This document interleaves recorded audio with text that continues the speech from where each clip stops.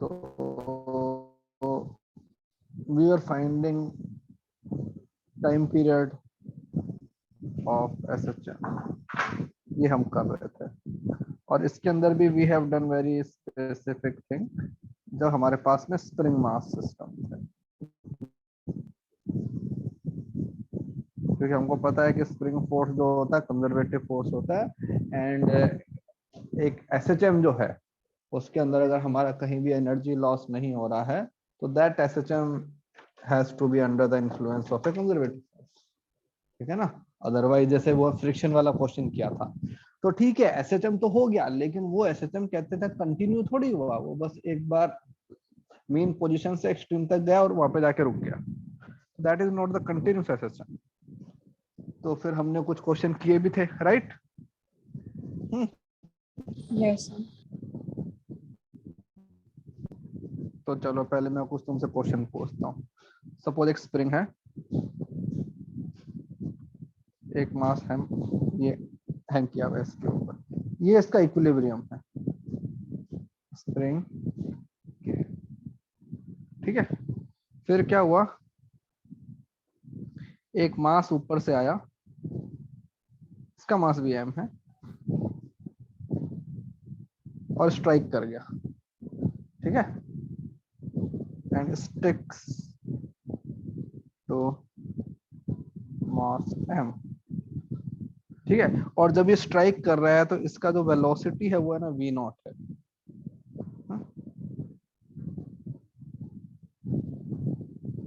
v0 just before strike. तुमसे पूछा find time period, ठीक है, एंड एम्पलीट्यूड ऑफ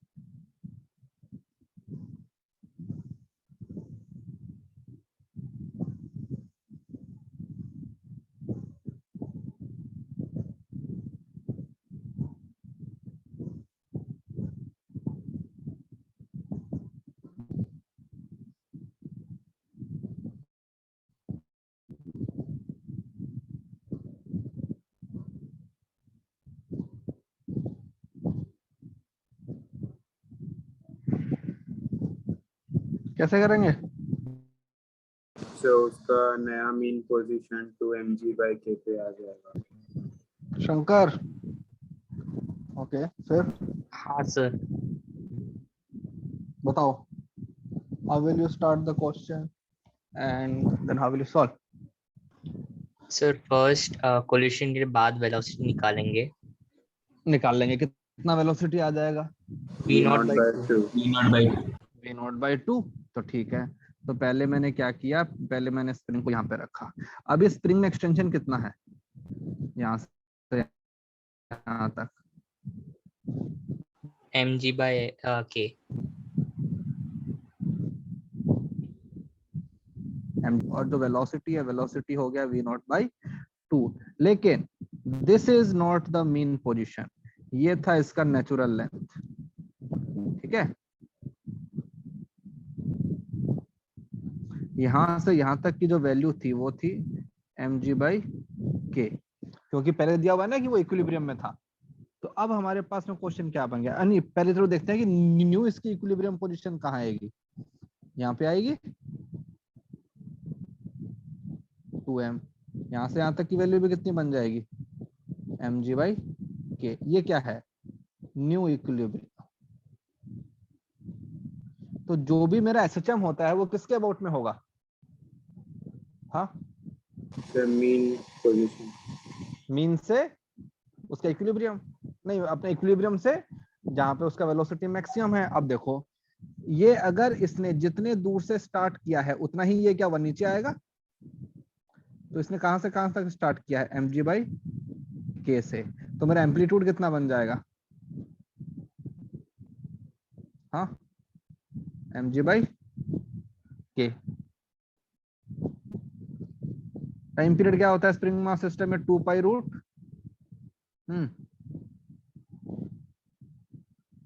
हाँ भाई, सर एम्पलीट्यूड mg/k कैसे हो, उसके पास तो वेलोसिटी है ना उस पॉइंट पे।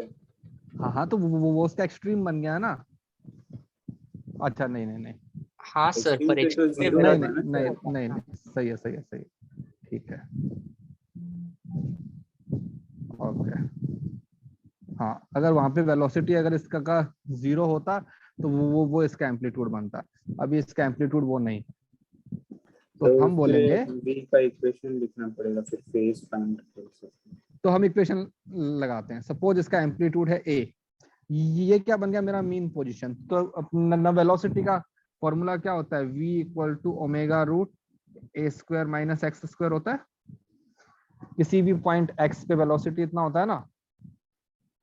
Yes sir. यस तो हमको कौन ये वेलोसिटी कितना दिया हुआ है, v0/2 should be omega. Omega क्या आएगा स्प्रिंग मास सिस्टम में भाई, इसके लिए मुझे पता है कि टाइम पीरियड बन जाएगा 2m/k ना, because time period is the property of system. तो ये बन जाएगा √k/2m root a² minus x। x is the position from the mean position. तो ये मेरा मीन पोजीशन है, इसका पोजीशन कितना बन गया mg/k। ये आ गया इसका स्क्वायर। तो ये हमारे पास बन गया है, यहां से हमारे पास एम्पलीट्यूड आ जाएगा। तो स्क्वायर कर देते हैं अपने दोनों तरफ, तो क्या बनेगा v² / 4 equal to k/2m a² minus m²g² तो यहाँ से हमारे पास आ जाएगा ना एम्पलीट्यूड। तो that will be the amplitude. इसकी इक्वेशन कैसे लिखोगे, अगर मान लो तुमसे पूछे कि what is the equation of SHM।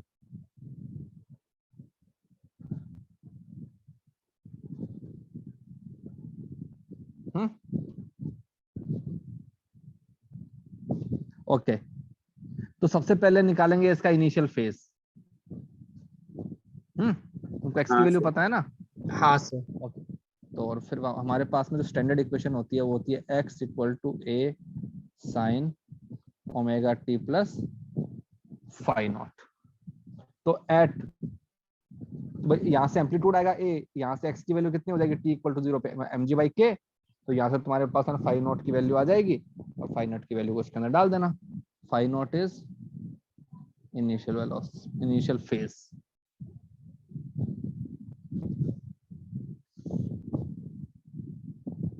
Initial phase.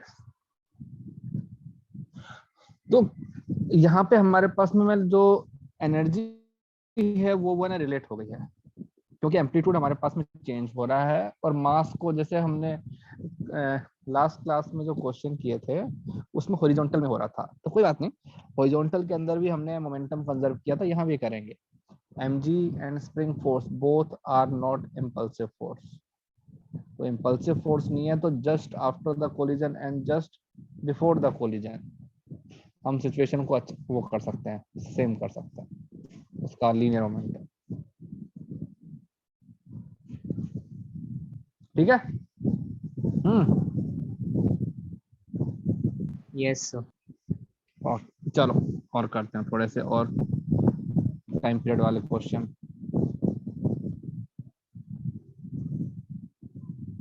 Suppose हमारे पास में कुछ ऐसा सिस्टम है,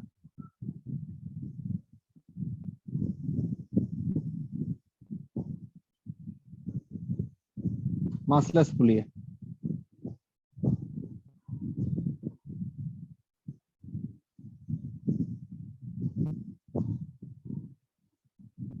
K1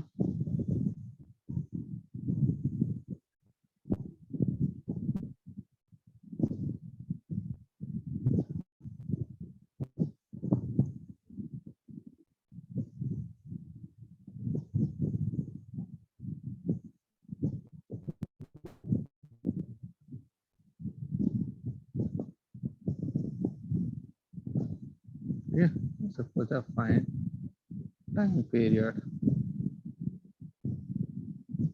ऑफ एसएचएम। अगर वो मास को अगर मैं थोड़ा सा डिस्प्लेस कर दूं तो हमारे पास में क्या बन जाएगा, ये मान लो K1 है, ये हमारे पास में K2 है। All the pulley are massless, rope is अपना आइडियल रोप होता है, मासलेस और फ्रिक्शनलेस। कैसे करेंगे बताओ?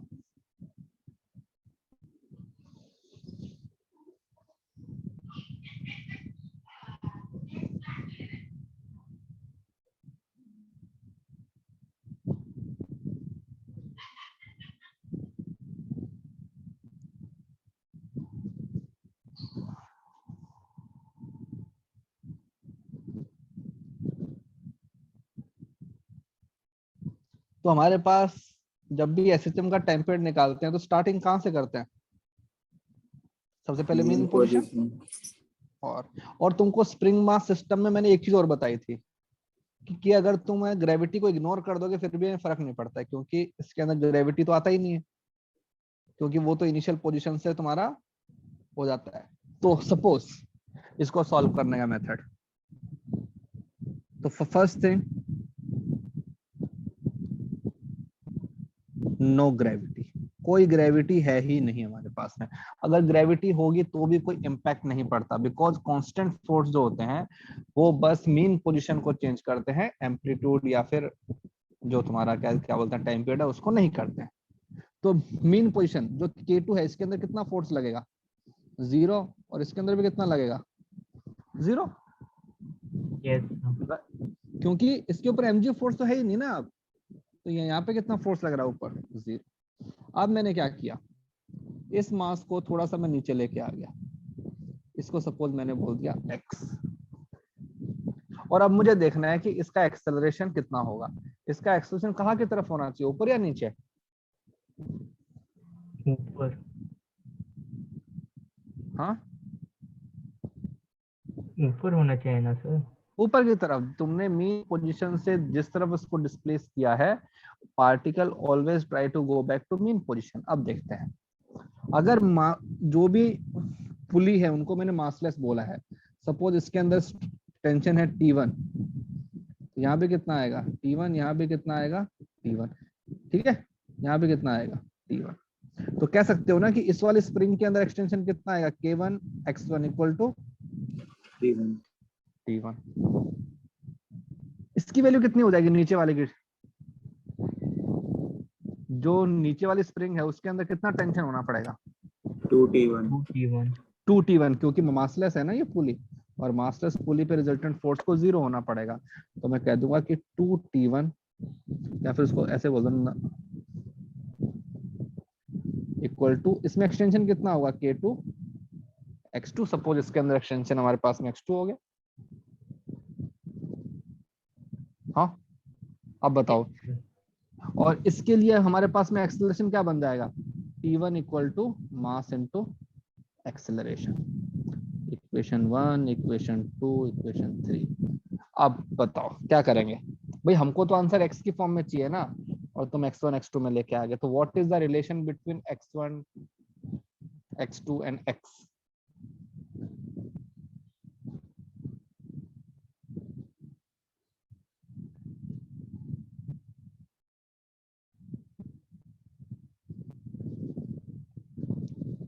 सपोज ये जो मेरे पास पुली सर P2 है, x1 plus 2x2 is equal to x. Yes perfect right, ये पुली P1, ये पुली P2, ये पुली P3।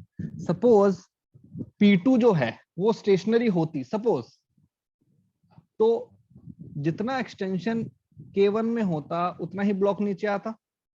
हाँ सर। Yes sir. यस भाई, अगर P2 स्टेशनरी होती तो अब मान के चलो, अगर तुम्हारे पास K1 होता ही नहीं, बस K2 होता, तो K2 अगर मान लो ऊपर जाएगा X अमाउंट से, तो उसको जो स्ट्रिंग मिलेगी उसको तो ऐसे मिलेगी ना, जैसे ये पुली है, इसमें यहाँ भी रोप है, यहाँ भी रोप है। ये पुली अगर सपोज ऊपर चला गया थोड़ा सा, यहाँ पे सपोज इसका जो सेंटर है वो L डिस्टेंस ऊपर चला गया, तो यहाँ से मुझे कितना मिला L, यहाँ से मुझे कितना मिला L, तो ये ब्लॉक कितना नीचे आएगा 2L, क्योंकि वो स्ट्रिंग के दो एंड से जुड़ी हुई है। तो अब दोनों साथ में हैं, तो इससे कितना आएगा x1, उससे कितना आएगा 2x2, and that should be equal to x। ये मेरे पास में चीज है, ठीक है। अब देखो यहां से मैं x1 की वैल्यू क्या आएगी, T1/K1, और यहाँ पे x2 की वैल्यू क्या बन जाएगी 2T1/K2 इक्वल टू x। तो यहां से T1 का वैल्यू क्या बन जाएगा x upon 1/K1 plus 4/K2, and this should be equal to mass into acceleration. अब बताओ क्या तुम्हारा एक्सेलरेशन हो गया उसकी फॉर्म में, क्या बन गया acceleration m upon 1/K1 plus 4/K2 into x। नहीं, नीचे आएगा ना मास भी, यस सर। Okay 1/this। अब देखो ये एक्सेलरेशन, ये तुम्हारे पास में x, और x कहाँ की तरफ आ रहा है ऊपर की तरफ, तो ये जो होल चीज है ये क्या बन गई ओमेगा स्क्वायर। तो अपना क्या बन जाएगा टाइम पीरियड 2π√, क्या होता है m/k है ना, तो m 1/K1 प्लस 4/K2, ये हमारे पास में टाइम पीरियड हो गया।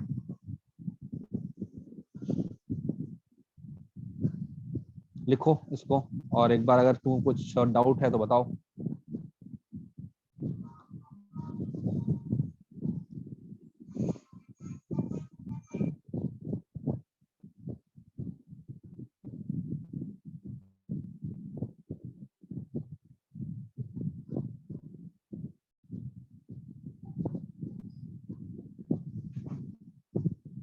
Done sir. Done sir. किसी को कुछ इसमें डाउट, सर एक सेकंड।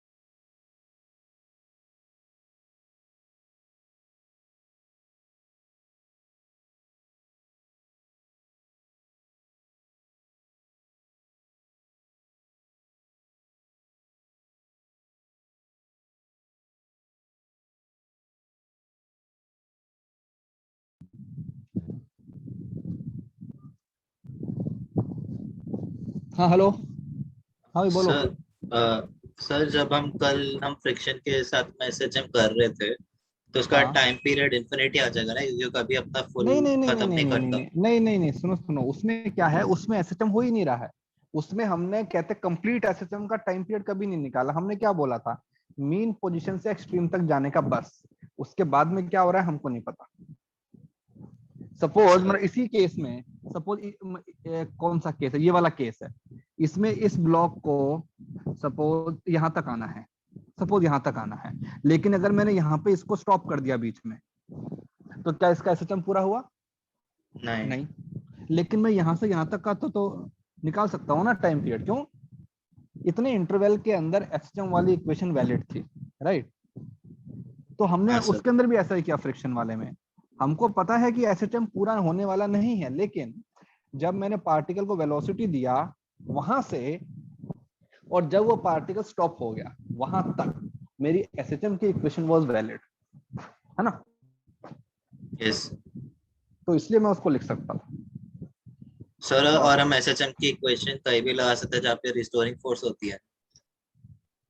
यस, जहां पे भी तुम्हारे पास में एक्सेलरेशन ओमेगा पार्टिकल का स्क्वायर इज के फॉर्म में। प्रोपोर्शनल टू माइनस एक्स आ जाए, माइनस एक्स के फॉर्म में, वहां पे तुम लगा सकते हो। Okay sir. तो इसके अंदर क्या होता है, कभी कभी ऐसे भी तुम्हारे पास में सिस्टम आते हैं जिसके अंदर मल्टीपल स्प्रिंग होती हैं, वो हॉरिजॉन्टल में भी हो सकता है, वर्टिकल में भी हो सकता है, ठीक है? ओके, अब एसएचएम का टाइम पीरियड फाइंड आउट करने का one more method.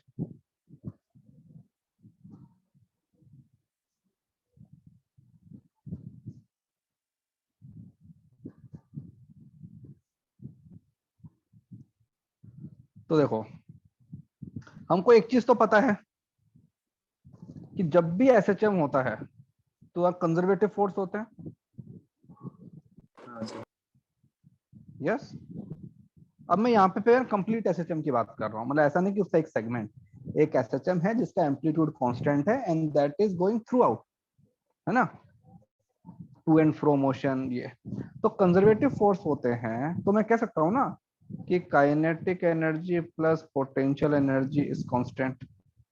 Yes, mechanical energy होती है ना, और जब ओनली कंजर्वेटिव फोर्स एक्ट करते हैं किसी सिस्टम पे, तो हमको पता है कि भाई टोटल सिस्टम का जो है पोटेंशियल प्लस काइनेटिक है उसका समेशन कांस्टेंट रहता है। तो अगर इस फंक्शन को मैंने डिफरेंशिएट कर दूं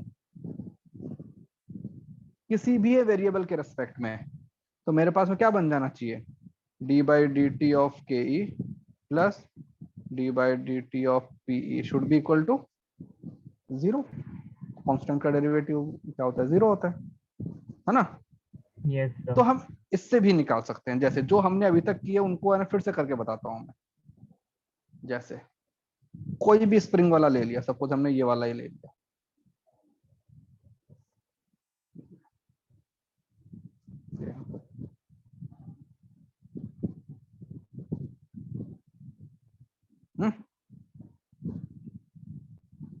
ओके। सपोज ये मेरे पास में स्प्रिंग मास सिस्टम रखा हुआ है, ये के है, ये एम है ना, ये था इसका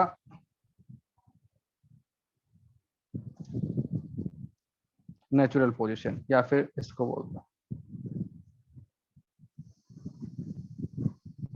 ये इसका नेचुरल लेंथ, ये क्या बन गया, मीन पोजीशन, इन पोजीशन।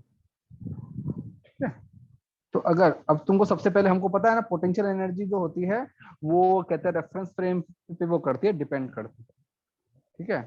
तो अगर, या फिर इसको अगर मैंने बोल दिया कि ये मेरी रेफरेंस लाइन है, इसको मैंने बोला कि ग्रेविटेशन पोटेंशियल एनर्जी इस पॉइंट पे कितना, जीरो, और यहाँ पे मेरे पास में इलास्टिक का potential energy zero, right? Okay. Yes sir.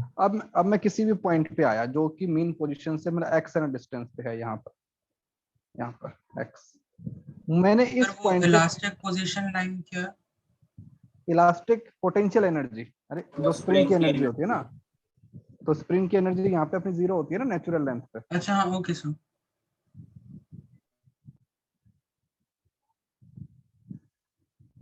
Elastic potential energy वो यहाँ 0 है। तो सपोज मैं यहाँ पे लेके आ गया पॉइंट को और यहाँ से यहाँ का डिस्टेंस है x, तो इस पॉइंट पे मैं एनर्जी लिखता हूँ। सपोज इस पॉइंट को मैंने लिख दिया p, तो एट पॉइंट p लिखते हैं काइनेटिक एनर्जी कितनी होगी, हाफ mv²। सपोज इस पॉइंट पे उसका वेलोसिटी v है, plus gravitation and potential energy कितनी होगी यहाँ पे, तुम x डिस्टेंस, हाँ -mgx sir. Minus mgx। Okay, spring potential energy कितनी होएगी यहाँ पर, हाफ के आपके माइनस नहीं x plus M g plus by mg by k k plus x. ये x का स्क्वायर इक्वल टू 0 नहीं, equal to E total energy, right. Yes sir. अब इस पूरी इक्वेशन को एक काम करो, वो अपने डिफरेंशिएट कर दो विद रिस्पेक्ट टू x। तो मैंने किया, तो हाफ m, इसका क्या बन जाएगा v² का 2v अपना dv बाई dx, आता चेन रूल है ना। इसका क्या बन जाएगा माइनस mg, ठीक है। ओके, इसका क्या बन जाएगा हाफ के क्या हो जाएगा, स्क्वायर का क्या होता है 2 इंटू mg बाई के प्लस एक्स इक्वल टू 0, क्योंकि भाई हमको पता है एनर्जी इज कांस्टेंट। यहां से हाफ गया m, v into d by d x क्या होता है एक्सेलरेशन, माइनस mg, हाफ से हाफ गया प्लस mg प्लस के एक्स इक्वल टू 0। यहाँ पे mg से mg कैंसिल, तो क्या बन जाएगा mass into acceleration equal to minus k x. तो एक्सेलरेशन क्या बन गया minus k by m into x. तो acceleration is directly proportional to x, तो ये क्या बन गया ओमेगा स्क्वायर। तो टाइम पीरियड क्या बन जाएगा 2 पाई रूट एम बाई के। देखो, कोई हमको कहते हैं इक्विलिब्रियम से उसको डिस्प्लेसमेंट करके फोर्स की इक्वेशन लिखो, चाहे तुम एनर्जी वाले मेथड से लिखो, चीजें हमारे पास में सेम।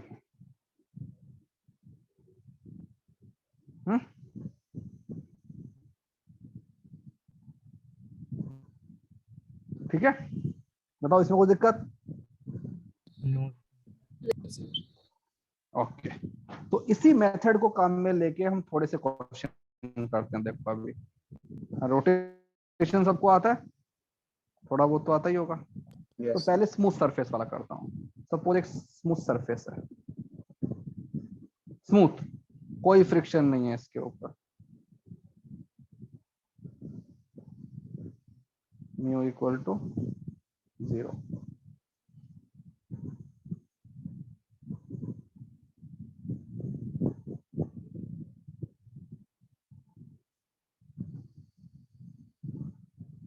और एक मैंने सपोज स्फेयर ले लिया एक, या फिर सिलेंडर बोल देता है,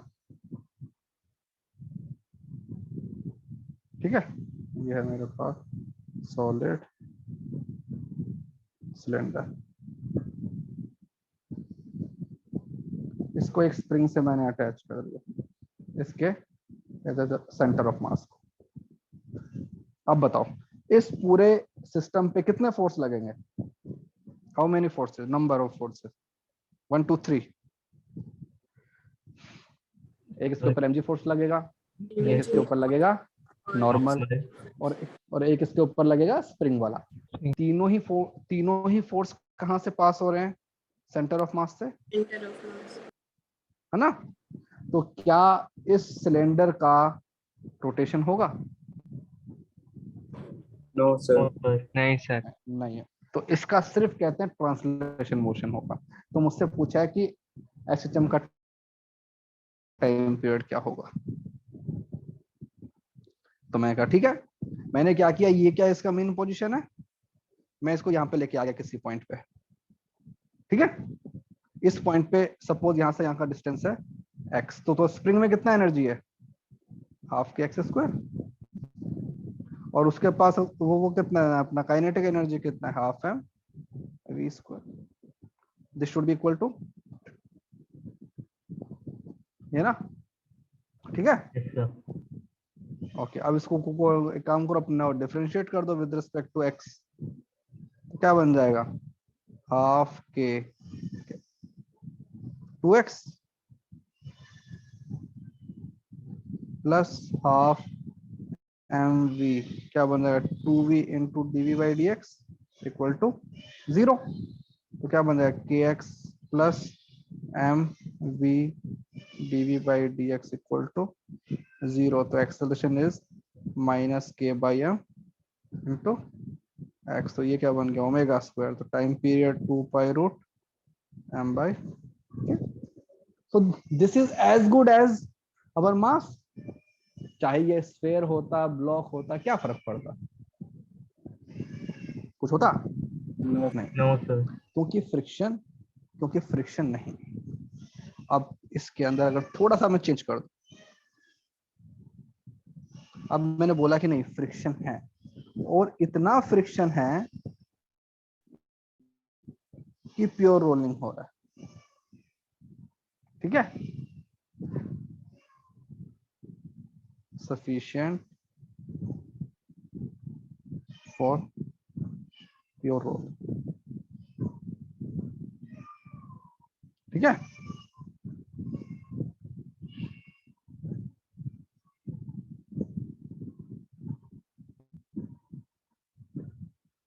अब सपोज मैंने यहाँ पे उसको लगा दिया, एक स्प्रिंग को लगा दिया इसके सेंटर से,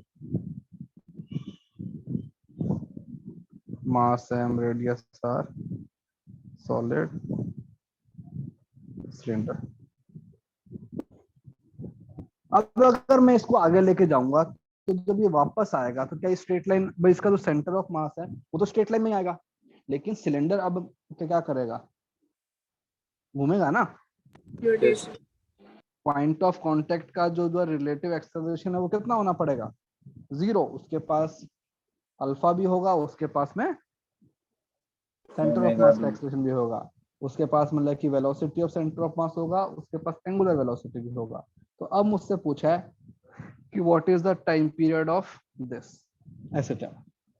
अब देखो यहाँ पे फ्रिक्शन फोर्स एक्ट करेगा, ऑब्वियसली करेगा, फ्रिक्शन की एनर्जी कंजर्वेशन लगा सकते हैं। हाँ, तो मैं पूछूंगा क्योंकि कि अगर pure यहाँ पे rolling है। फ्रिक्शन, अगर फ्रिक्शन यहाँ पे एक्ट कर रहा है तब भी हम एनर्जी वाली इक्वेशन क्यों लगा सकते हैं, उसका रीजन क्या है। सर प्योर रोलिंग में फ्रिक्शन में रिलेटिव मोशन नहीं होता है तो एनर्जी वेस्ट नहीं होती है। यस, जब प्योर रोलिंग होता है तो स्टैटिक फ्रिक्शन एक्ट करता है, और स्टैटिक फ्रिक्शन यहाँ जो एक्ट कर रहा है, जिस पॉइंट पे एक्ट कर रहा है उस पॉइंट का रिलेटिव वेलोसिटी 0 है, तो स्टैटिक फ्रिक्शन का वर्क डन 0। तो अगर किसी फोर्स का वर्क डन ही नहीं आ रहा है तो वो एनर्जी को इम्पैक्ट ही नहीं करेगा, तो इसलिए हम कह सकते हैं। तो किसी भी पॉइंट पे सपोज मैं यहाँ पे आ जाऊंगा,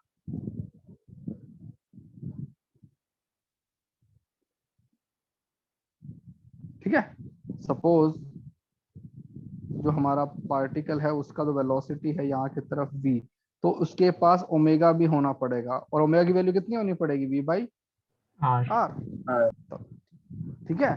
और सपोज यहाँ से यहाँ का डिस्टेंस हो गया x, तो अब जो एनर्जी लिखेंगे, एनर्जी क्या बन जाएगी, kinetic energy plus potential energy equal to total energy. क्या आ जाएगा, kinetic energy half m we square plus half I omega omega square plus half k x square equal to E, ठीक है। तो पहले मैंने F M we square plus half, centre of mass के about में सॉलिड सिलेंडर क्या होता है, एम आर स्क्वायर बाई 2, और ये क्या बन जाएगा v square by r square plus half k x square equal to 0। अब इसको अपन डिफरेंशिएट कर देते हैं, तो half m v into d v by d x plus half, यहाँ से r square cancel, m by 2 v d v by d x plus half k 2x equal to 0। क्या बन जाएगा, मास इनटू एक्सेलरेशन प्लस यहाँ पे क्या बनेगा, m/2 into acceleration plus kx equal to 0। तो 3/2 ma equal to minus kx, तो expression क्या बन जाएगा, 2k/3m। ये हमारे पास ओमेगा स्क्वायर, तो time period will become 2π√3m/।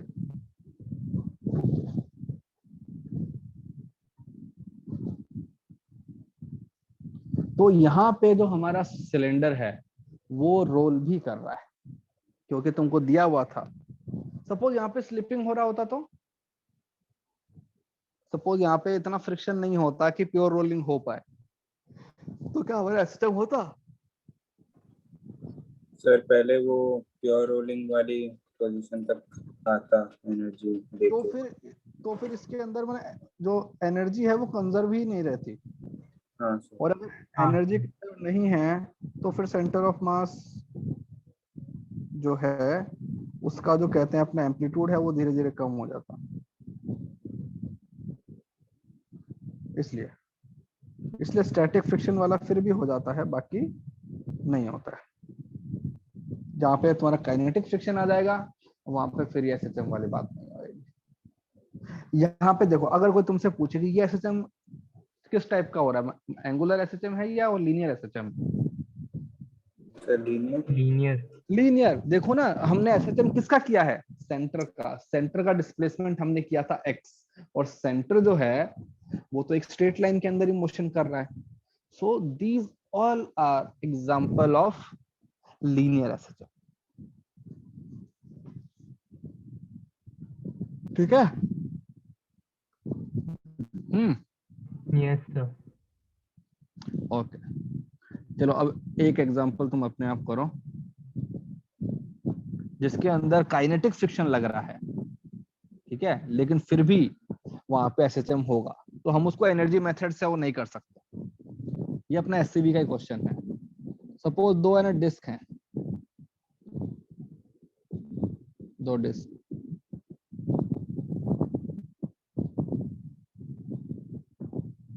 Yes, ठीक है, और ये सेंटर के अबाउट है, रोटेट कर रही है, ये यूं घूम रहा है अंदर की तरफ और ये अंदर की तरफ। इसके ऊपर मैंने एक रखा हुआ है ना, प्लैंक रखा हुआ है,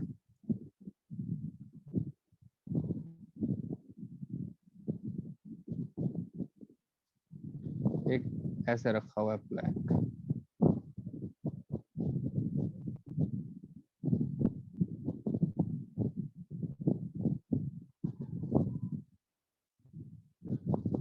अरे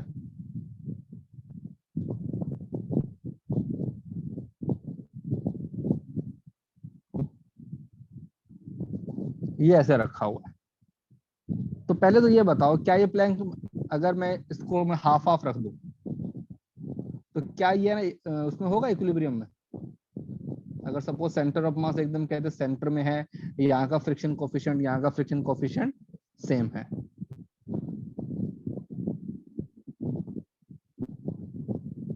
बताओ इक्विलिब्रियम में होगा। हाँ सर। कौन सा, सपोज इसको बोल दिया D1, इसको बोल दिया D2, D1 कहाँ की तरफ फोर्स लगाएगा उसके ऊपर प्लैंक पे, राइट साइड। देखो ना, जो तुम्हारा D1 है उसका रोटेशन कैसा हो रहा है, क्लॉकवाइज, तो हाईएस्ट पॉइंट कहाँ की तरफ जाने की कोशिश कर रहा है, राइट हैंड साइड में, तो वो चाहेगा कि ऊपर वाले को भी आगे लेके जाए, ठीक है, तो वो यहाँ की तरफ लेके जाएगा। सपोज ये लगा फ्रिक्शन 1, इसका देखो यहाँ लग रहा है, इसका कितना हो गया फ्रिक्शन 2, और दोनों ही जो फ्रिक्शन है वो कैसे हैं, स्टैटिक हैं कि काइनेटिक हैं। प्लैंक तो स्टेशनरी है और तुम्हारा जो है डिस्क है वो घूमता जा रहा है, ठीक है, तो इसकी वैल्यू कितनी आएगी म्यू n1, इसकी वैल्यू कितनी आएगी म्यू n2, है ना। देखो यहाँ पे लगा होगा n1, यहाँ पे लगा होगा n2। अगर सेंटर ऑफ मास मेरा एकदम सेंटर में है mg, तो बताओ मैं क्या मैं N1 N2 इक्वल होंगे? Yes, sir. Yes, rotational equilibrium है ना। Yes. अगर मैं सेंटर ऑफ मास के ऊपर ही बैठ गया तो फ्रिक्शन के तो आएंगे नहीं टॉर्क।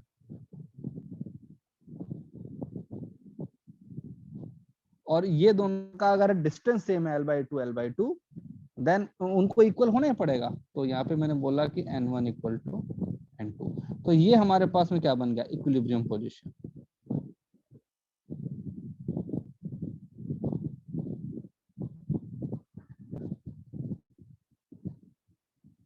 अब मुझे बताओ, अब अगर प्लैंक को मैंने थोड़ा सा डिस्प्लेस किया,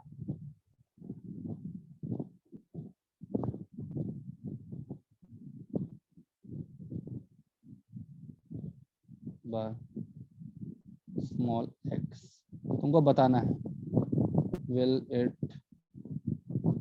do SHM? if yes, find time period। चलो करो।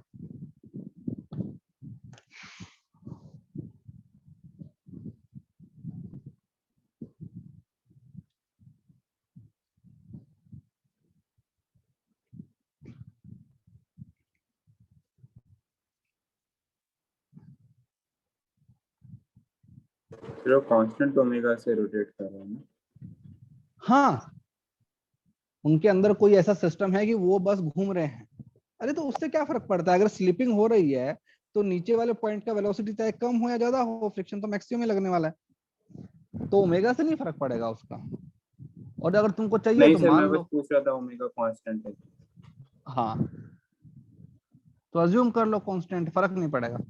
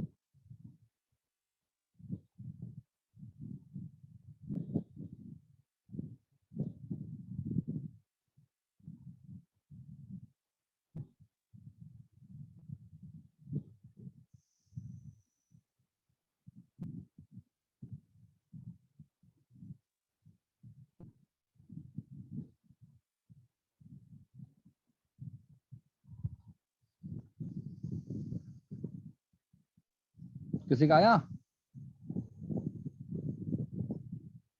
सही। स्टार्ट कैसे करोगे?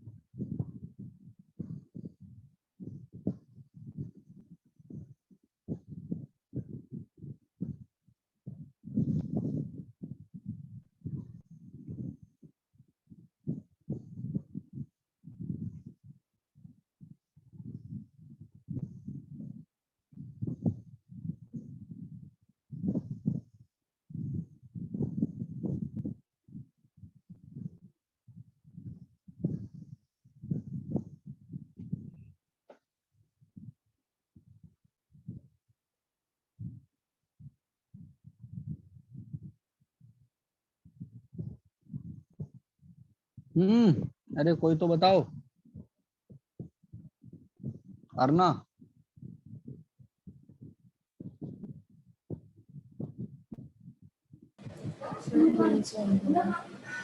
हाँ, अमृता, सब कर रहे हो।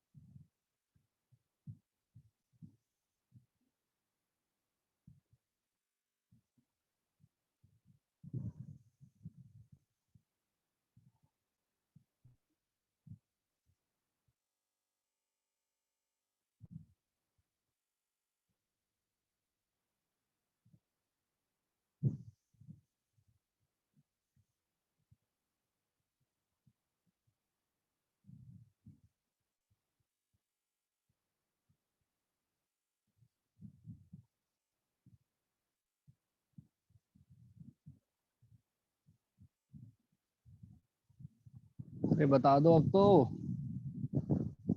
संजना, क्या है क्या? क्या Sanjana? Unmute yourself. Yes, sir. Okay. Yeah, tell me.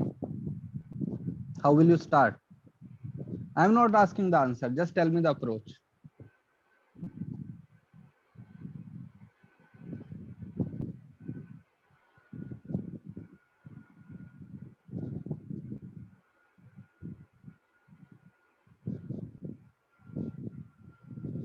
Sir उसमें छोटा सा एक्स डिस्प्लेसमेंट करेंगे तो हम लोग F2 माइनस F1 को रिस्टोरिंग फोर्स ट्रीट कर सकते हैं। ओके तो पहले तुमको एक सेकेंड, पहले तुमको ये चेक करना पड़ेगा क्या रिस्टोरिंग फोर्स है, क्या वो वापस आएगा। सर बट ऐसा भी तो हो मुझे सकता। लग रहा है नहीं आना चाहिए वापस।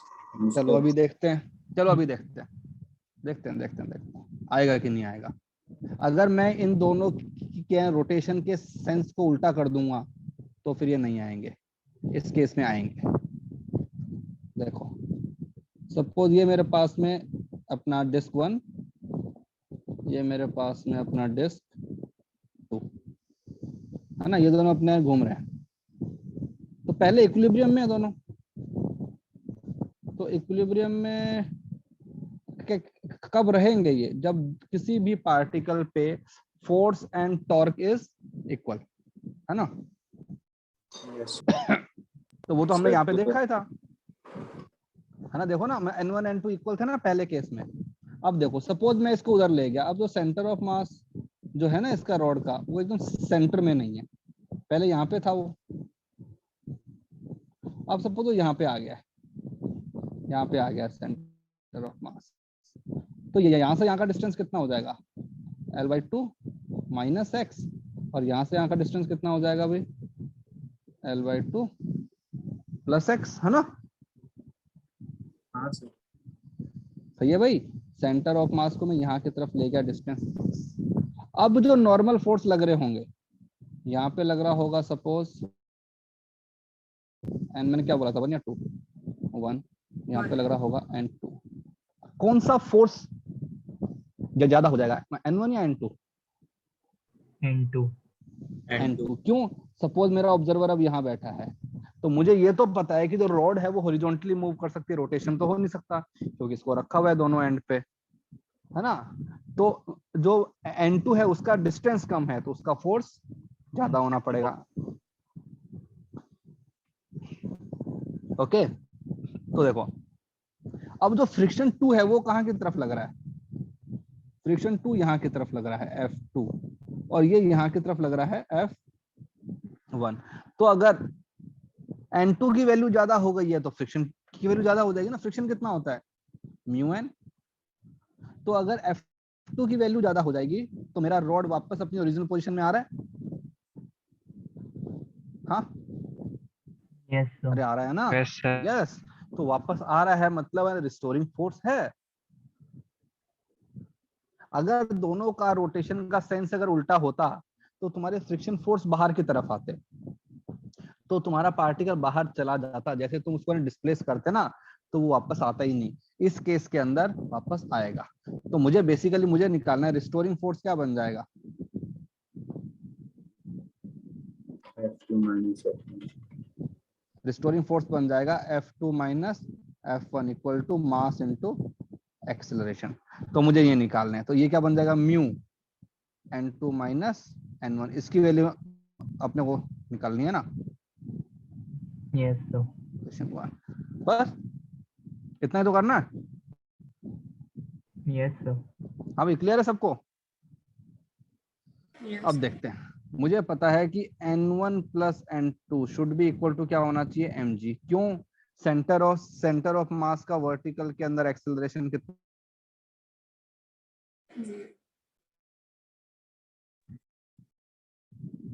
कहाँ गया?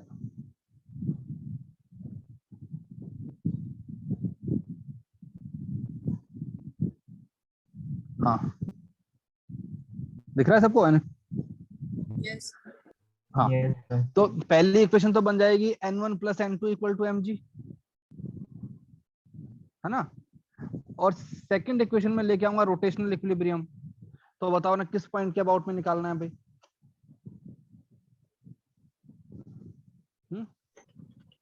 Centre of mass. Sir C1। तो सेंटर ऑफ मास के अबाउट ही निकालो, तो क्या लिखोगे N1 L/2 plus x should be equal to N2 L/2 minus x. अब तुम्हारे पास में इक्वेशन भी दो हैं, वेरिएबल भी दो हैं, तो यहाँ से N2 माइनस N1 की वैल्यू निकालो, बताओ क्या है।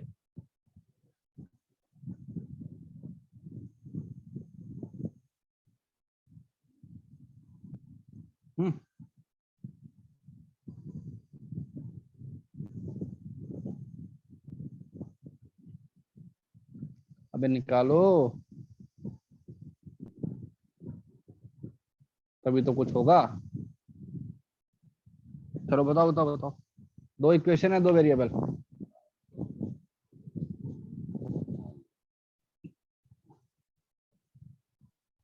टू mg/l into x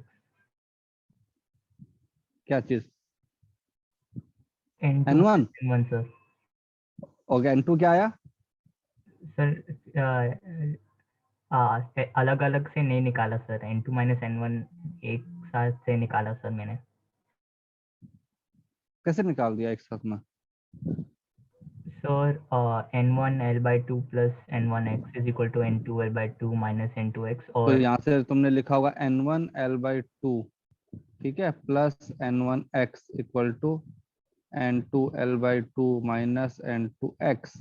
इसको हमको n2 माइनस 1 करना ना, इसको इधर ले गए तो क्या बन जाएगा? n2 minus n1 l/2 equal to n1 plus n2। n1 plus n2 क्या है? mg into x। तो n1 n2 माइनस n1 की वैल्यू क्या बन जाएगी? 2 mg अपॉन l, है ना, into x equal to mass into acceleration. अब देख लो, acceleration is directly proportional to, ये आ गया ना, तो acceleration is 2 mu G by L sir into X. हाँ कुछ नहीं, मतलब बताओ। नहीं सर, मुझे लगा mg कैसे वो ड्रम के फोर्सेस लग रहे हैं। और हमने यहाँ पे ये चीज mg है ना वर्टिकल के अंदर, हाँ सेंटर ऑफ सर, मास वो का एक्सेलरेशन 0। दिख तो गया। हमारे पास क्या बन जाएगा? Time period 2 pi root L upon 2 mu G. तो काइनेटिक फ्रिक्शन हो रहा है, फिर भी हमारे पास के अंदर एसएचएम हो रहा है। क्यों? क्योंकि जो भी हमारा फ्रिक्शन फोर्स है वो 2 पॉइंट पे लग रहा है, और वो है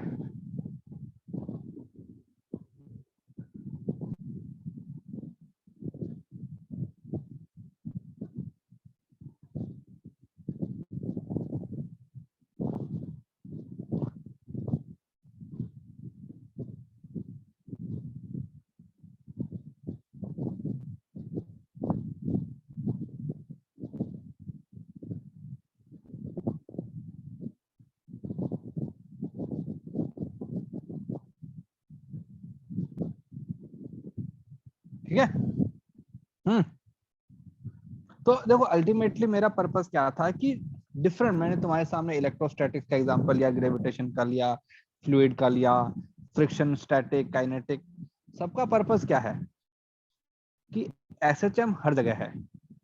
एसएचएम ही एक ऐसा चैप्टर है जिसके अंदर जो क्वेश्चन है बनाने वाला कैसा भी बना सकता है, हर चैप्टर के अंदर बन सकता है, चाहे वो थर्मोडायनेमिक्स हो चाहे कुछ भी हो। कर लोगे लीनियर वाले? आगे बढ़े? Yes. Yes sir. चलो, तो तुम्हारे ये तो सारे हो ही जाएंगे फिर। हाँ ठीक है, फिर हम आते हैं एंगुलर एसएचएम पे।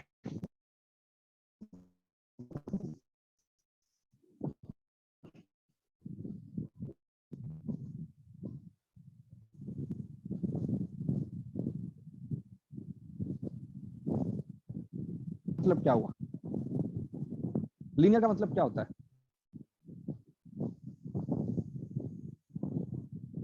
Straight line.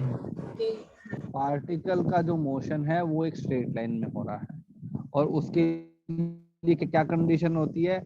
Acceleration and velocity should be in the same line. Angular SHM का मतलब होता है when particle is behaving like this.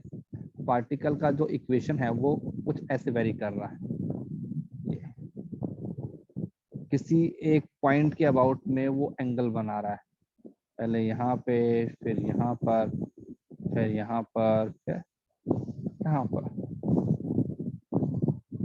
ठीक है।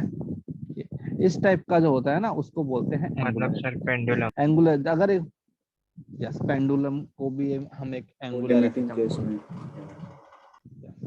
तो अब देखो इसमें क्या है, जब हमारे लीनियर मोशन की बात करते हैं तो पार्टिकल का स्ट्रेट लाइन मोशन होता है। स्ट्रेट लाइन मोशन के लिए वी नीड फोर्स, और वैसे ही अगर मुझे किसी पार्टिकल का एंगुलर मोशन करवाना है, मतलब कि रोटेशन करवाना है, तो मुझे क्या चाहिए? टॉर्क। टॉर्क चाहिए। फोर्स से पार्टिकल का रोटेशन नहीं होता है, किससे होता है? टॉर्क से। तो जैसे कि अगर मैं लीनियर एसएचएम की बात करूं, लीनियर एसएचएम और यहाँ पे एंगुलर एसएचएम, तो लीनियर एसएचएम के अंदर मुझे क्या चाहिए होता है? फोर्स। कौन सा फोर्स? रिस्टोरिंग, है ना?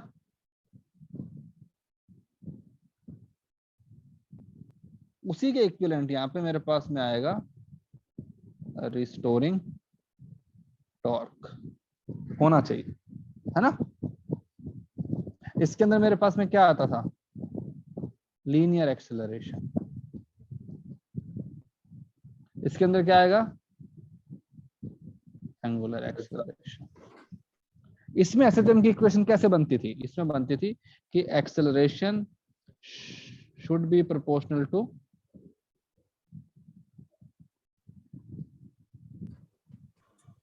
Displacement from mean position minus displacement from the mean position. वैसे ही यहां भी हम बोलेंगे angular acceleration is directly proportional to angular अपना डिस्प्लेसमेंट। एंगुलर हमारा डिस्प्लेसमेंट क्या होता है? थीटा होता है ना? यस, ये अपना एंगुलर एक्सेलरेशन है भाई, वो दोनों के सिंबल एक जैसे ही होते हैं ना। Yes. तो यहाँ पे मेरा पर्पस ये हो जाएगा, इसको मैं कैसे लिखता था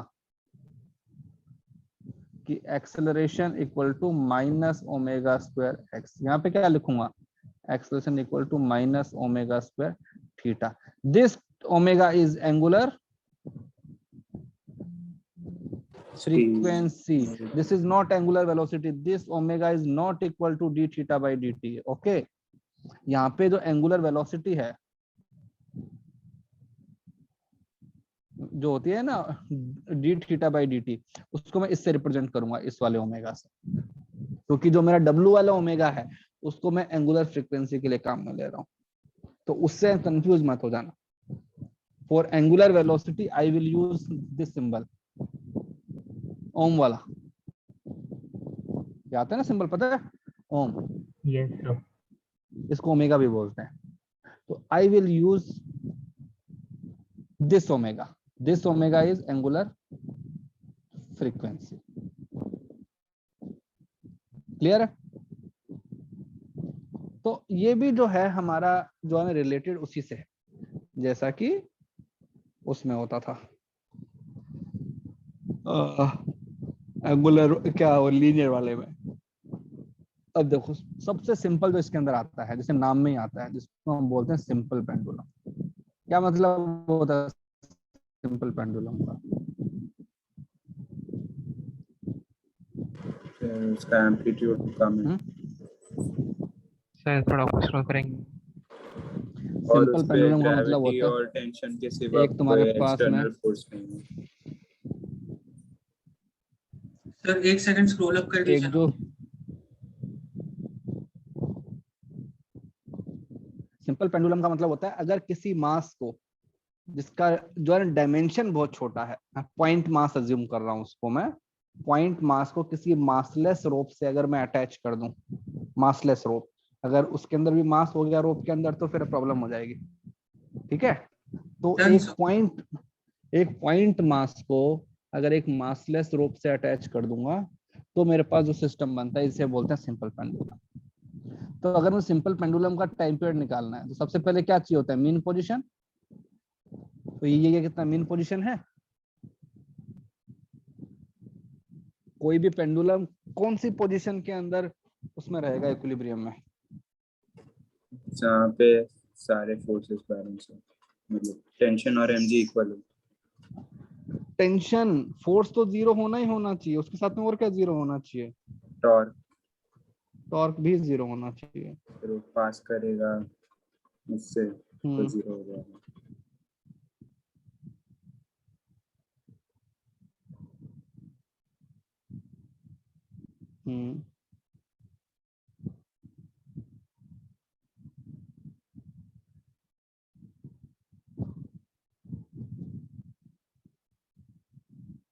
जस्ट अ मिनट।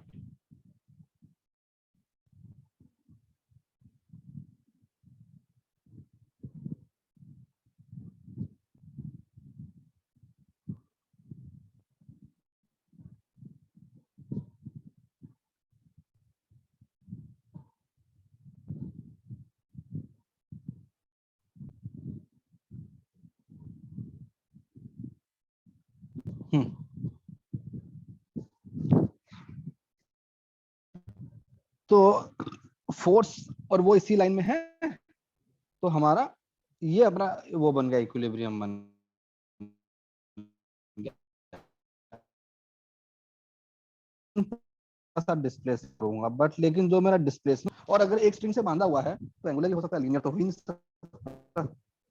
तो सपोज मैं इसको यहाँ लेके आ गया मेन पोजीशन से। अब बताओ पार्टिकल कहाँ की तरफ जाएगा? मेन पोजीशन की तरफ। सपोज ये एंगल थीटा, ठीक है।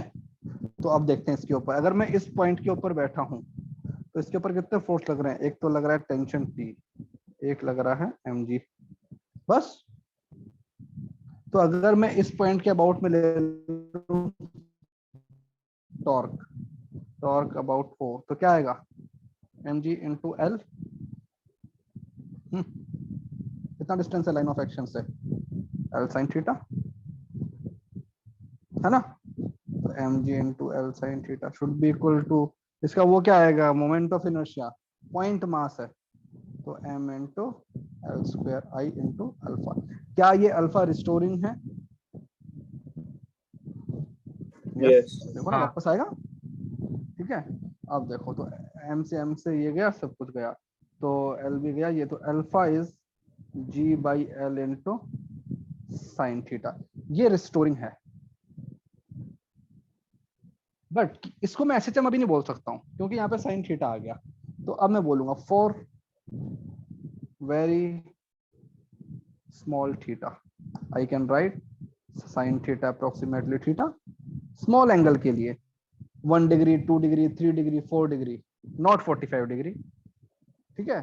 तो यहाँ से अल्फा की वैल्यू क्या बन जाएगी? g by L theta.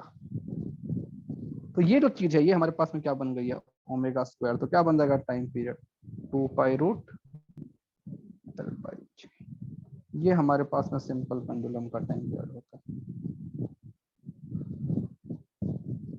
2 pi root L by G. ऊपर जाएगा, नीचे आएगा, वापस इधर जाएगा, ये ओके। एक साइकिल किसको बोलते हैं? वो यहाँ से यहाँ गया, जहां भी उसका फिर एम्पलीट्यूड दूसरे था, साइड, फिर दूसरे साइड गया, वहां से वापस आया, फिर दूसरे दूसरी साइड गया, साइड भी वापस आ उतना गया। ही गया, उतना ही जाना पड़ेगा एम्पलीट्यूड के जितना ही, वापस यहाँ पे आ गया, ठीक है। तो ये मेरे पास में बन गया इसका ओमेगा, और यहाँ पे ओमेगा की वैल्यू क्या बन गई? रूट एल बाई जी। अगर मुझे इक्वेशन लिखनी हो SHM की, सपोज सिंपल पेंडुलम जो है वो कुछ ऐसा है कि ये है और वो यहाँ से यहाँ के बीच में ऑसिलेट कर रहा है, ये एंगल तुमको दिया हुआ है थीटा नॉट। क्या क्या मतलब होता है थीटा नॉट का? मतलब एम्पलीट्यूड। तो हर जगह पे अगर हम जैसे ए नॉट बोल देते हैं तो दैट स्टैंड्स फॉर एम्पलीट्यूड। इसका जो मोशन है वो कुछ ऐसा हो रहा है। तो बताओ इसकी इक्वेशन क्या बन जाएगी अगर मेरा पार्टिकल यहाँ से मोशन स्टार्ट कर रहा है अपने ओरिजिन से? बताओ किसी भी टाइम पे जो थीटा आएगा वो क्या बन जाएगा? Theta naught sine omega. क्या है omega? Root angular frequency. Angular frequency into time. अगर मेन पोजीशन से स्टार्ट कर रहा है तो, अगर वो यहाँ से स्टार्ट करेगा एक्सट्रीम से, तो फेज ऐड हो जाएगा उसमें। फेज।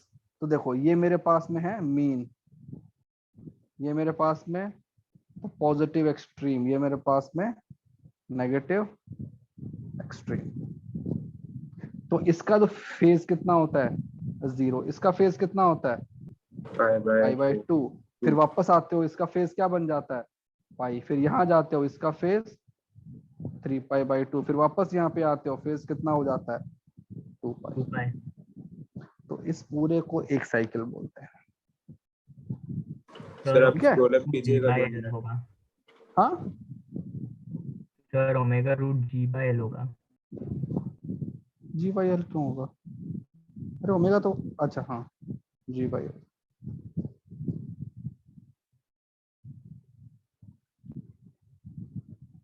तो यहाँ पे कर दो जी बाई एल फिर, है ना, वो एंगुलर फ्रीक्वेंसी आ जाएगा। अब सपोज मुझे इसको अपने वो करना है, डिफरेंशिएट करना है, D theta by D T, क्या मतलब है D theta by D T का? Angular the rate at which theta in changing, angular velocity. तो यहाँ पे क्या बन जाएगा, theta naught root ji by L, sine का क्या बन जाएगा, cos root ji by L into T. तो ये तो चीज है, इसको मैं बोलता हूँ ओमेगा, इसको ऐसे रिप्रेजेंट करता हूँ, इसको बोल दूंगा ओमेगा नॉट, मतलब maximum velocity equal to cos root ji by L into. इसको अगर फिर से वो कर दूंगा डिफरेंशिएट तो क्या आएगा, angular alpha acceleration. so this is my angular velocity at any instant। सही है? यस ओके तो मुझे अब एक वो बताओ, मैं तुमको एक क्वेश्चन जैसे अब अपने उसमें किया था ना, स्ट्रिंग वाले क्वेश्चन में किया था कि पार्टिकल जा रहा है, वन कोलाइड करके वापस आ गया, तो उसी टाइप का एक क्वेश्चन दे रहा हूँ तुमको मैं। सपोज एक पेंडुलम है, इसका एम्पलीट्यूड तुमको अल्फा दिया हुआ है, एम्पलीट्यूड इज अल्फा, ये एंगल अल्फा, ये अल्फा तक जाता है, ठीक है, यहाँ पे जाता है, यहाँ पे। अगर मैं इसको खुला छोड़ दूंगा तो राइट हैंड साइड में भी है, कहाँ तक जाएगा ये, अल्फा तक ही जाएगा। यस हाँ सर। भाई, यस सर लेकिन नहीं, मैंने क्या किया, बीच के अंदर एक ये बना दी, वॉल बना दी, और यहाँ पे दे दिया कोफिशिएंट ऑफ रेस्टिट्यूशन 1, और इसका एंगल मैंने दे दिया बीटा, ये एंगल है बीटा, और मैंने दिया है beta is less than alpha, ठीक है। ये लेंथ एल, मुझसे पूछा है find time period of this, क्या है ये, पीरियोडिक मोशन। ये एसएचएम नहीं है ना यार, नहीं क्योंकि सर, बीच के अंदर, इम्पल्सिव है उधर। हाँ तो मुझे बताओ कि इसका कहता है टाइम पीरियड क्या होगा पूरे ऑसिलेशन का, जो ऑसिलेशन है, या फिर उसको कहते हैं अपने, ये बोल दो पीरियडिक मोशन बोल दो, पीरियड इसका टाइम पीरियड क्या होगा।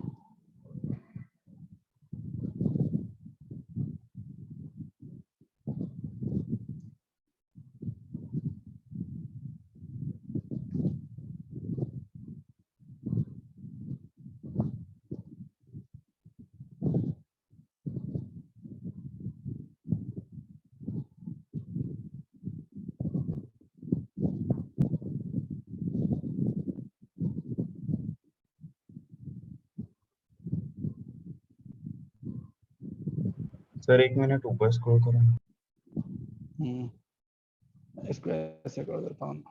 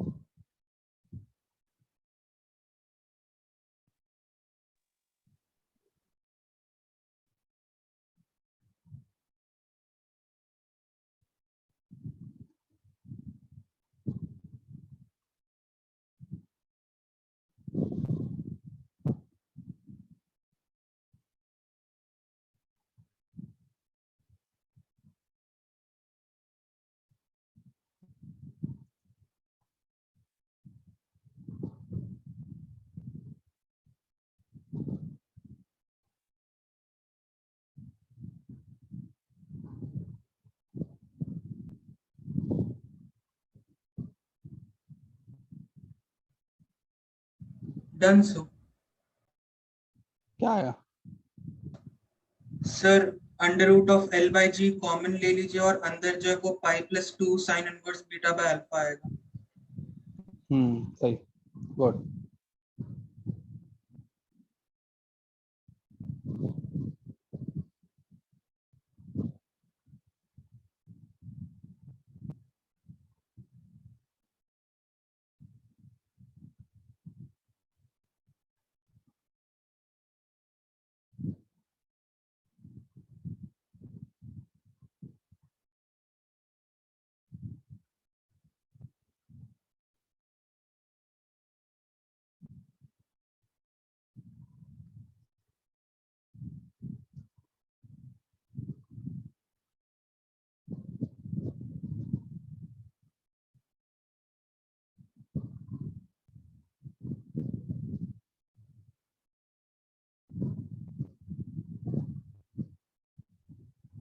Sir answer 2√L/G into pi minus cos inverse beta by alpha है ना? आई माइनस क्या मतलब? Pi minus cos inverse beta by alpha. I क्या है? पाई सर, पाई आई मतलब पाई सर, ना, पाई। अच्छा पाई, अच्छा मेरे को आई सुनेगा, आई कहाँ से आ गया? ओके देखो भाई, हमारी सारी कहानी स्टार्ट होती है फेज से। इसका फेज हमको पता है कितना है, 0। इसका फेज कितना है, π/2। तो वो पहले यहां गया और वापस यहाँ पे आ गया, ठीक है। कितना फेज हो गया कवर? हाँ भाई, मीन पोजीशन से एक्सट्रीम, एक्सट्रीम से मीन पोजीशन, कितना फेज हो गया? अरे बताओ। सर T/2 ये हो गया ना पाई, एक फेज पाई। π/2। ओके अब देखो यहाँ से ये 0 है, यहाँ से मैं यहाँ गया, यहाँ से जाने का टाइम और जो आने का टाइम है वो कैसा होगा, इक्वल होगा। तो मैं यहाँ से जाने का टाइम निकाल लेता हूँ।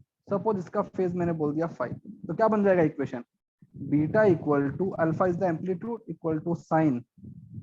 इसके लिए ओमेगा क्या है, ओमेगा यहाँ पे रूट या G/L, G/L इंटू टी। तो यहाँ से अपना क्या बन जाएगा, टी का value L/G sign inverse beta by alpha. ये टाइम लगा है जाने का, ये मैंने बोल दिया T1। ये जाने का टाइम लगा है, तो आने का टाइम भी कितना ही लगेगा, इतना ही लगेगा। तो टोटल टाइम कितना हो जाएगा मेरे पास में, बताओ। तो टोटल टाइम मेरे पास में हो जाएगा T/2 प्लस 2 इंटू अपना T1, राइट। ओके हम मुझे पता है कि इसका टाइम पीरियड क्या होता है, 2π√L/G। तो उसका हाफ करना है पहले, तो π√L/G plus 2 times √L/G sign inverse beta by alpha. क्या बना, तो π√L/G, पाई नहीं आएगा ना, उसको कॉमन ले लो, पाई अंदर है। हाँ √L/G कॉमन ले लो, pi plus 2 sine inverse beta by alpha. This is the time period of, जो भी तुम्हारा इसको ऑसिलेशन बोल दो या पीरियडिक मोशन बोल दो। तो जो चीजें वहां पे उसमें हो रही थी, लीनियर में हो रही थी, वो यहाँ पे इसके अंदर भी हो जाएंगी, कोई दिक्कत नहीं।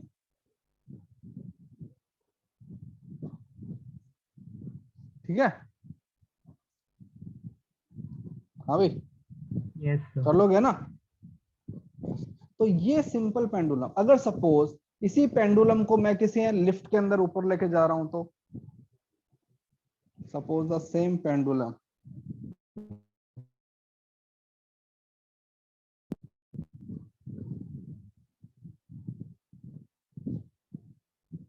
और down in lift with acceleration A, तो क्या बन जाएगा, देखो यहाँ पे इक्वेशन में तुम एक क्या बोलते थे, सूडो फोर्स लगाओगे ना हॉरिजॉन्टल या वर्टिकल में, सर वो G-A हो जाएगा। तो तुम्हारे पास जो टाइम पीरियड है वो बेसिकली बन जाएगा 2π√L/G प्लस माइनस ए। जी इफेक्टिव बोल देते हैं उसको हम बेसिकली, कि 2π√L/G effective. If going up तो क्या बन जाएगा, G प्लस ए, गोइंग डाउन G। सर वो उल्टा लिख दिया ना। क्यों, सही है। अरे ऊपर जाओगे तो सूडो फोर्स कहाँ लगाओगे, नीचे, तो हमारा ग्रेविटी भी नीचे है। हाँ सर सही है, सही है।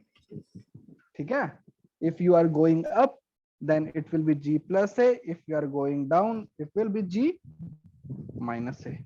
if you are going horizontally तो कुछ फर्क नहीं पड़ा। क्यों नहीं पड़ेगा, नहीं सर पड़ेगा वो फिर मेन पोजीशन चेंज हो जाएगी horizontally with A। तो अब जो हमारे पास में इफेक्टिव जो आएगी ग्रेविटी, वो क्या बन जाएगी, इफेक्टिव ग्रेविटी देखो ना, यहाँ की तरफ ए सर है मेरा, अंडर रूट ऑफ जी यहाँ स्क्वायर की तरफ क्या है, जी। तो अगर मेरा ऑब्जर्वर इस कमरे के अंदर बैठा होगा तो वो कहते थे सूडो फोर्स कहाँ लगाएगा। सपोज ये जो पूरा कंटेनर है ये यहाँ पे जा रहा है ए से, तो ये मेरा ऑब्जर्वर यहाँ लगाएगा ना ए, तो इसके फ्रेम में इफेक्टिव जो है ग्रेविटी क्या बन गई, यहाँ की तरफ आ गई ना, और क्या वैल्यू बन जाएगा ए स्क्वायर प्लस जी स्क्वायर। तो वो इस पॉइंट के अबाउट में ऑसिलेशन करेगा ऐसे ऐसे। तो उस केस में टाइम पीरियड क्या बन जाएगा, 2 पाई रूट एल बाई जी, क्या है अब जी स्क्वायर प्लस ए स्क्वायर। तुम्हारा इलेक्ट्रोस्टैटिक्स ने स्टार्ट हो गया। Yes, sir. उसके अंदर जो तुमको कौन पीडीएफ किया शेयर एक सर ने अपने एक्सरसाइज का, हाँ सर। तो उसमें एक था ना क्वेश्चन, उसमें एक क्वेश्चन था, सपोज तुम्हारे पास में एक पेंडुलम है, ठीक है, यहाँ पे अपना ग्रेविटी है और इसका मास m है, चार्ज इसके ऊपर q है। अगर यहाँ की तरफ अगर मैंने इलेक्ट्रिक फील्ड लगा दिया E, तो बताओ इसका टाइम पीरियड क्या बन जाएगा। तो लिखते हो ना 2 pi root L by G effective आएगा। आप तो देखो यहाँ की तरफ तो है G, यहाँ की तरफ क्या एक्सप्रेशन, चार्ज, ये फोर्स हो गया, फोर्स अपॉन मास, क्या बन जाएगा G square plus Q E by M का स्क्वायर का रूट। किया था क्वेश्चन? नहीं सर, ये क्वेश्चन नहीं किया। क्यों नहीं किया? तुमको एक पीडीएफ शेयर नहीं किया क्या सर ने? सर ईमेलिंग इलेक्ट्रोस्टैटिक्स वाला। हाँ वही वाला, हाँ वही सर तो। ऐसा कैसे हो सकता है शेयर नहीं? हाँ सर, किया हुआ है सर। हाँ सर किया है। तुम लोग सॉल्व भी नहीं करते हो बेवकूफ लोग। कहाँ गया इलेक्ट्रोस्टैटिक्स? हाँ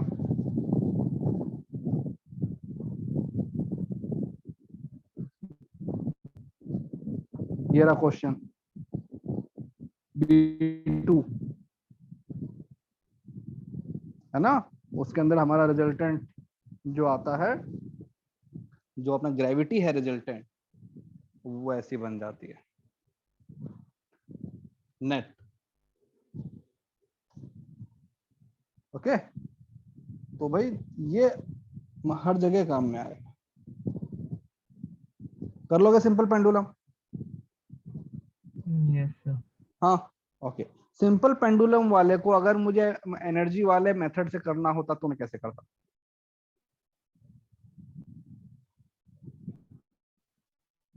भाई अभी तुमको को कहा था ना कि एनर्जी वाले मेथड से भी कर सकते हैं, तो कैसे तो एनर्जी कांस्टेंट कर देते हैं।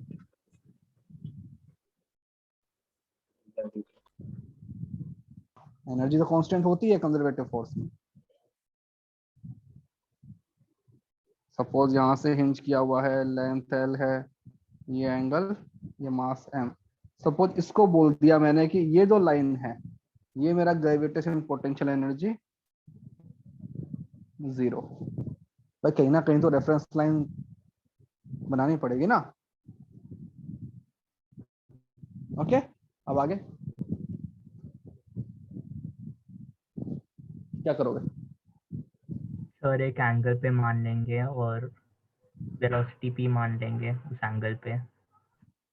यस, मुझे वेलोसिटी मानने की वो नहीं है ना, जरूरत नहीं है ना, मैं इसको ओमेगा मान लेता हूँ। हाँ सर, ओमेगा। हाँ सर। क्यों? क्योंकि मुझे पता है ना एंगुलर पैरामीटर है सारे। तो ये एंगल अगर थीटा है तो इसकी हाइट कितनी है, ये हाइट कितनी बन गई, L minus L cos theta. Suppose इस पॉइंट पे जो इसका ओमेगा है वो ओमेगा ये वाला ओमेगा है, यहाँ पे ओमेगा ऐसा काम में लूंगा मैं, तुमको पहले बताया था कि क्यों। ठीक है, तो उस पॉइंट पे एनर्जी कितनी आएगी, हाफ आई ओमेगा स्क्वायर होता है ना एनर्जी, तो plus M G L minus L cos theta equal to energy. अब इसको भी डिफरेंशिएट कर दो विद रिस्पेक्ट टू थीटा, तो क्या बनेगा, हाफ एम एल स्क्वायर होता है उसका आई, ये क्या बन जाएगा 2 omega D omega by D theta.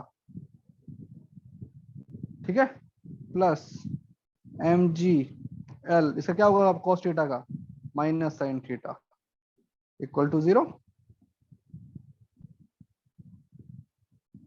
तो यहाँ से ये गया सब कुछ कैंसिल हो गया, तो ये बच जाएगा एम एल स्क्वायर, ये क्या होता है omega D omega by D theta alpha should be equal to minus M G L sine theta. अब यहाँ पे तुम लिख दो ये साइन थीटा अप्रोक्सीमेटली थीटा, तो तुम्हारे पास अल्फा क्या बन जाएगा minus G by L into theta, तो ये बन गया ओमेगा स्क्वायर, तो time period 2 pi root L by.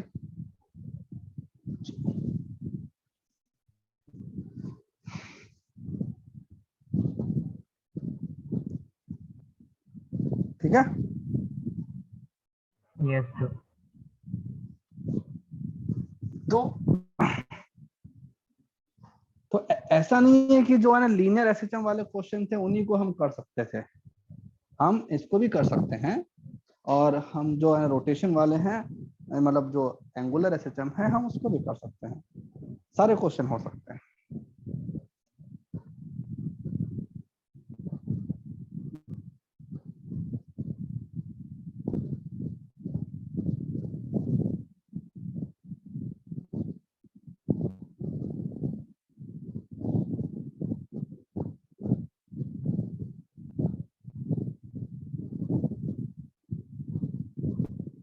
आगे करें।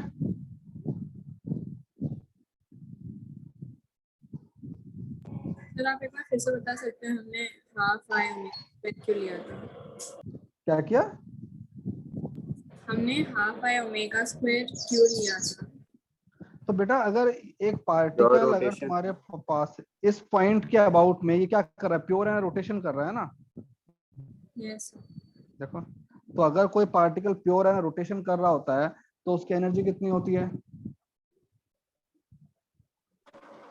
अच्छा ओके हाफ वो आई। ओमेगा नहीं ये हाँ सॉरी सॉरी वो मेरे को सिंबल के कारण कंफ्यूजन हो गया सर। हाँ समझा सर समझा। ठीक है,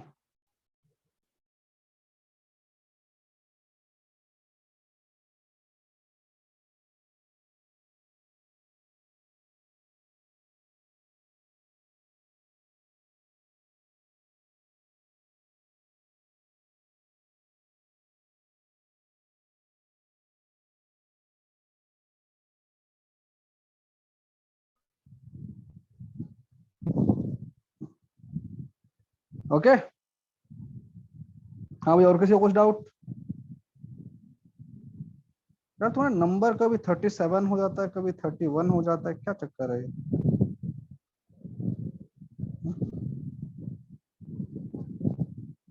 हाँ।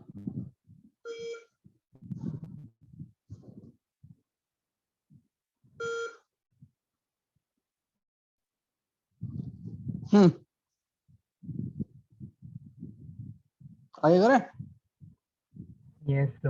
हाँ भाई, फिर हमारे पास में एक वर्ड आता है जिसको हम बोलते हैं फिजिकल पेंडुलम।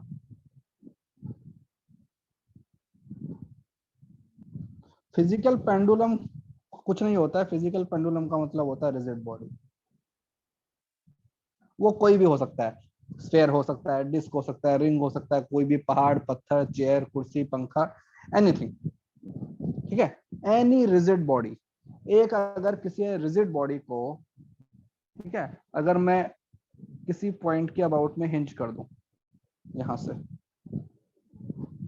तो अगर इसको इक्विलिब्रियम में रहना है तो कैसे रहेगी, इसका जो सेंटर ऑफ मास है उसको इसी लाइन पे होना पड़ेगा कहीं पे, है ना? Yes. क्यों? Torque 0 है. Yes, must be in perpendicular line passing through ओ।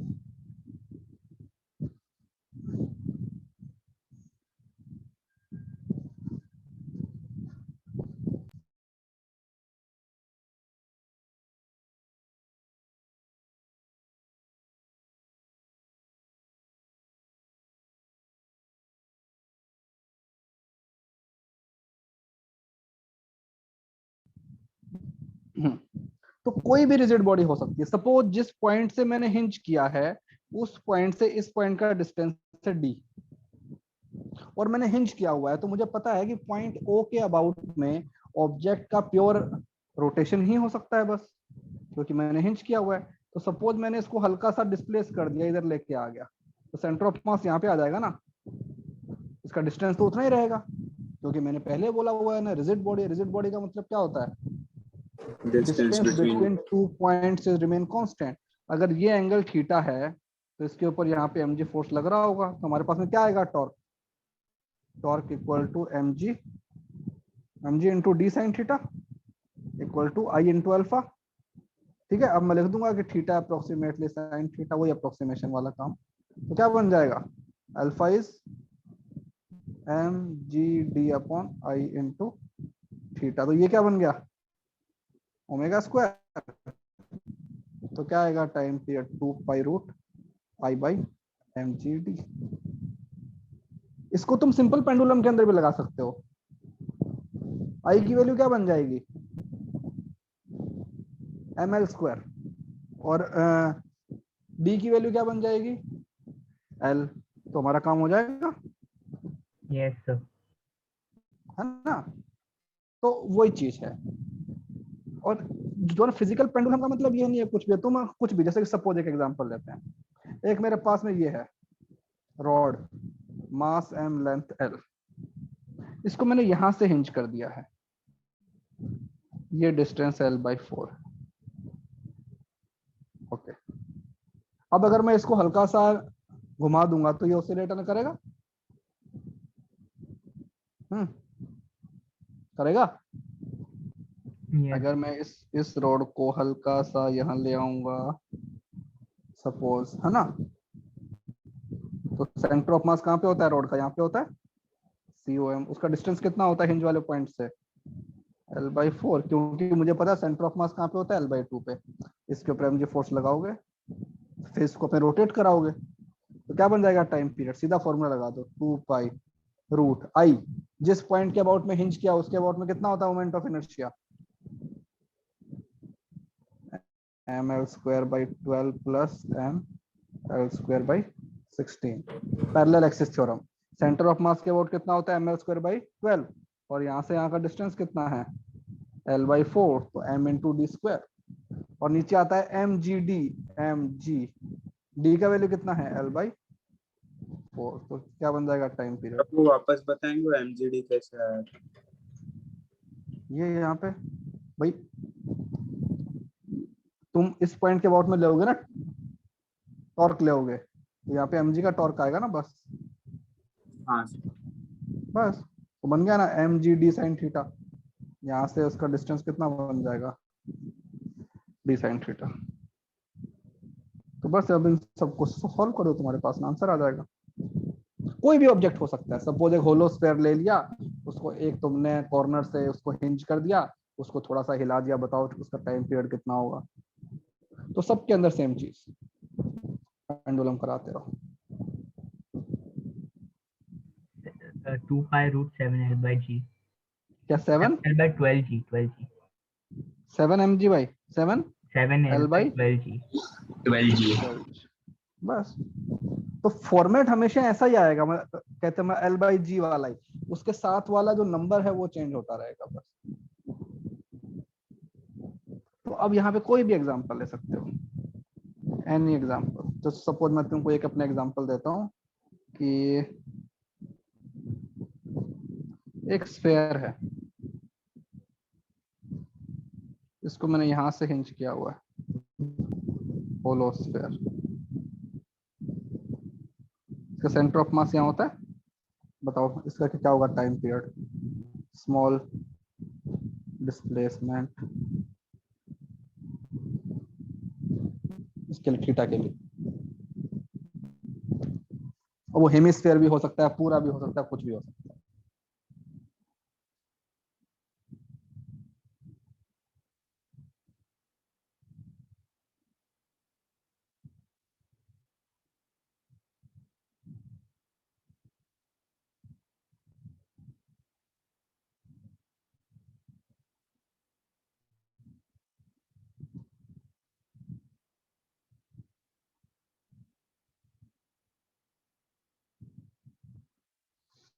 कैसे करोगे? तुमको बार बार वो सब कुछ करने की जरूरत ही नहीं है, सीधा फॉर्मूला लगाओ, T equal to 2 pi root I by mgd।